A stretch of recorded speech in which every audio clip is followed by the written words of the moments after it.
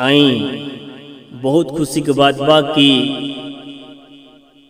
हमारे बड़े भाई पवन भैया जो हैं उनका का नाम है कि जीते या ना जीते हम अपने माई बहन चाची से इतना खुश बानी कि लोग हमके बेटा कह के बोलौलस ओकरा से अच्छा का चाहिए हमरा के। तो चलिए समय ना लेते हुए एक हमारे गाना बा पवन भैया के बा, गाना का बोल बा कि पवन भैया जीत गईले हों, आई सब सुनी।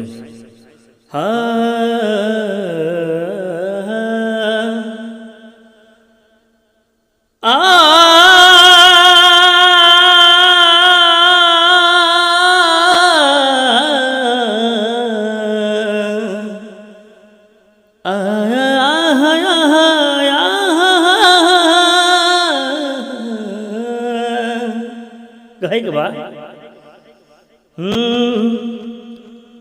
अरे कहिए से लागल बाट धामवा, कहे के बा अरे कहिए से लागल बाट कामवा, यही बहाना घुमन धामवा। कहिए से लागल बाट कामवा, यही बहाना घुमन धामवा। आए के बाद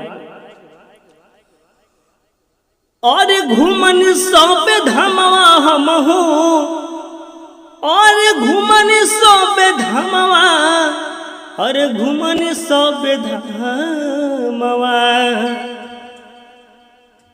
कि अरे लागल बाट कहिए से कमावा, घुमनी हम सारा धामवा।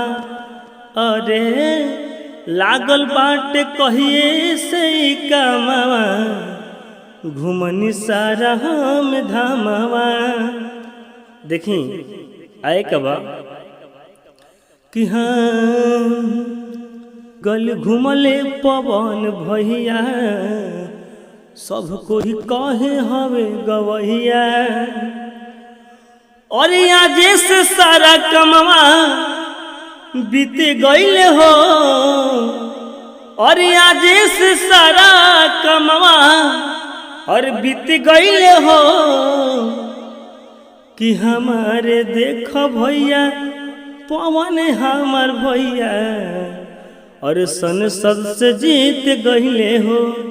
कि हमारे देखो भैया भैया पवन भैया, और संसद से जीत गईले हो।